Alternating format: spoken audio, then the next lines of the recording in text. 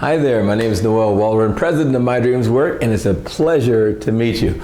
I just want to, for a quick moment, talk to all those folks out there who have a side hustle, a part-time gig, something that you've been doing part-time, but you've been procrastinating on going full-time.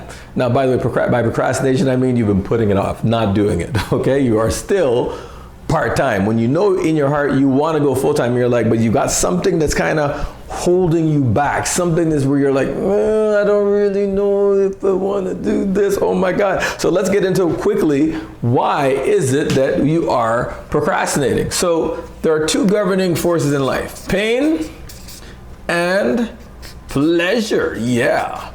All right, so pain and pleasure are the two motivating factors in life. We'll do everything we can do to avoid pain and everything we can do to gain pleasure, because we like the pleasure, yes, yes. Now, in this particular instance, what is the source of the pain? For most people, it is this four-letter word. Woo! Fear. Fear. Oh my gosh, he's like, I ain't scared. I ain't never scared. What? I ain't never scared. Yeah, no, yes you are. Maybe just a little bit, but you're afraid. But I'm gonna help you get past that fear. I wanna help you get past this procrastination thing, right? So, what are the biggest fears that people typically have in this particular area? One, over the last 8.5 years, I've been coaching people, and these are, for most entrepreneurs who are trying to go full-time, their reasons for not doing it largely are these three top reasons. One is security, income security. The security of the paycheck from the job. Boy, oh boy, oh boy, this is the magic right here. This is the thing that holds people tight.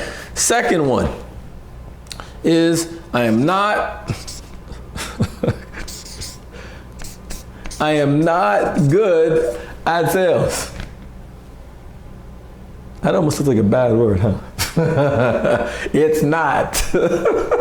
Not good at sales. All right. And then the third one is not having enough experience, or the feeling of not being good enough. You're not good enough. I guess. And these are the three primary reasons that people have been holding off. And if you're watching this, if you're nodding, yeah, okay, yeah, got me. All right, so here, let's get to the solution. How do we get past these three areas of concern so we can stop putting off going after what God put in our hearts to do, going after the thing that's our mission, okay? Now, there's a book called Think and Grow Rich by Napoleon Hill. And in that book, he talks about the 6 intellectual faculties, right? And that's 6 intellectual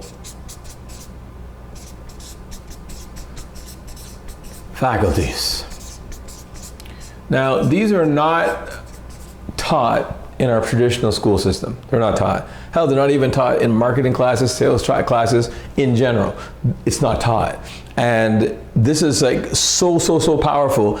I don't have the time to get into all 6 today, but when you master the 6 intellectual faculties, the key around it is that you actually get control over your mind, your emotional state. You get control for the first time. And when you take control over this, oh man, everything around you begins to change real fast. And so the one I'm going to touch on right now of the 6 intellectual faculties is perception.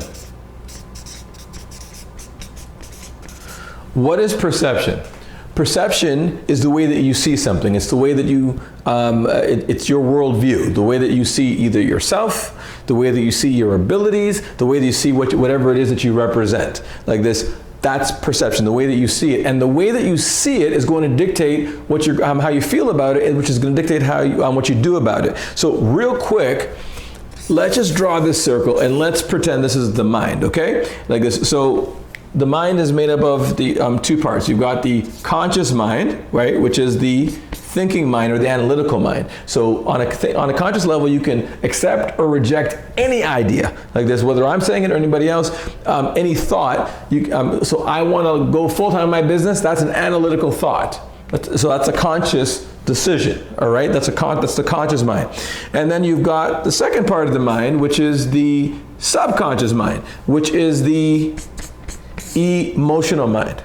All right? So you choose your thoughts, where your thoughts cause your feelings. The way that you feel, whatever you're feeling, is a representation of what's going on in the subconscious mind. Okay? Now, you choose your thoughts cause your feelings. Your feelings are expressed through your body in your actions or your inactions. And your actions or your inactions ultimately produce your results. Okay? So let's tie this all together in a nice little bow to see how we can break through this, okay? So we just finished saying that the things that are holding people back, because you have an emotional connection to the idea of security. You have an emotional feeling around not being good at sales. You have an emotional connection to the idea of being inexperienced or not being good enough. So how do we break through this so that you can get on with building your empire, building your passion? Well, we have to have a shift in the way that we view each of these things. So security, let's start with security, because the security of that paycheck seems to be like number uno on the list. It's first of all coming to understand that where security comes from, where true security comes from.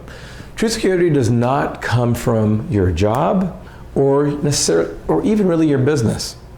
True security comes from your skill sets and your ability to market yourself. I'll give you an example of somebody who just had a job, like a regular job.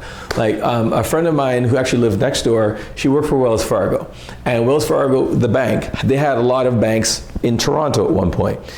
They pulled their banks out of Toronto. You know what I mean? And it was pretty much on a whim. It happened very, very fast. A lot of people were out of jobs. Now that's working for a bank, okay? So for a bank, people tend to think, yeah, I'm pretty secure. I'm working for a bank, right? But she wasn't secure. And if you think about how many people are losing jobs today from all types of major companies, it's clear that, in fact, it's been said that today the definition of risk is having one income stream. Because anything can happen, right? So, well, where did her security come from? She's freaking amazing at what she does. Her work ethic, what she meant to that company, what she meant for their profits, their growth, she developed a reputation. And because of her skill set, because when she goes into a workplace, it takes 2 or 3 people to replace her. That's how good she is at what she does, right? And so when Wells went down, or when they closed their branches here, then she had 3 competing offers the next day from different companies because everybody wants a star player on their team. So she didn't have to wait for jobs. She wasn't out of work for no 6 months, no 9 months, no 12 months, no 2 and 3 years, which some people are still doing, which to me, I don't understand. When there's floors to wash and lawns to cut, I don't understand how people are out of work for 2 and 3 years. But anyhow, her security came from her skill set. Now, so please, it's about mastering your ability to go out and represent what you have. And if you can represent what you have, you can represent what anybody has. Sales is a skill, I guess. And once you've learned it, you can apply it to any product or service. Okay? So security comes into developing your skills. So that's number one. So we've increased our belief here. So the next one here is experience. Well, here's the question. Are you experienced enough to help somebody? Are you good enough at what you do in order to create value to make a difference for them? Like when I first, there was a day when I started my coaching career 8.5 years ago, you know what I mean? If I had waited on being a seasoned, experienced coach before, well, first of all, how do you even get to the point of where you're seasoned? You've got to be doing it, right?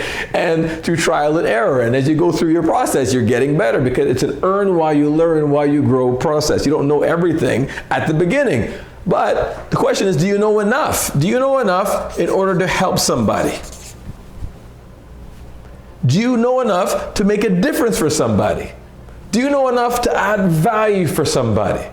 That's the bottom line, because that's all people care about. People don't care how about your experience. There are people who have been in industries for a very long time, years, who are horrible at what they do. Some are great, but some are terrible.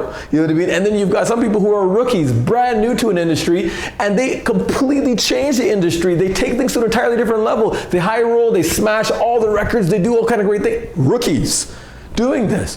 So time and experience isn't necessarily equivalent to being ability to be able to deliver results. So can you help somebody? That's the bottom line. If your answer is yes, then that's where it starts, and you're going to continue to get experience as you go through your process. So I think we've answered that one, right? Like this. All right. So you're good enough. You can help somebody. Next one is not good at sales. Well, respectfully, every single person, everybody that is watching this right now, all of us are salespeople. We're always selling people on our ideas and thoughts, because we're always sharing ideas and thoughts. It's been said that as soon as you close your ears and open your mouth, you're selling. You're selling your ideas. You're selling your concepts. How many of you have ever referred people to the movies? You know what I mean? And hey, it's a really great movie. Oh my God. Somebody said, well, I heard the movie wasn't that good. Oh, no. Those people had no idea what the hell they were talking about. The movie was incredible. Incredible. Man, you need to go see that movie. And they're like, oh, okay. But the movie people didn't give you a paycheck. Did AMC give you a paycheck? Did your movie house give you a paycheck? No. So you have no problem selling as long as you're not getting paid. Like, how many of you have referred a good store, a good deal, a party, an event, or whatever? Hey man, this event's coming. It's going to be amazing. Oh my God. Yeah. Everybody's like, yeah. Like this, and all of a sudden you go, right? So like this to that event, they sold you on it. Some people have to turn a no into a yes just to get you to go. That's overcoming objections. You know what I mean? So at the end of the day, we are all, get the word sales out of your mind and get sharing an idea into your minds. And when we share, what we're doing is we're offering value to people. The problem that a lot of people have is you're not, the part of the problem is that your issue is with making money for sharing information or products or services. Because if you weren't making money, you'd have no problem talking about it. And here's the thing you have to remember. We're adding value to these people.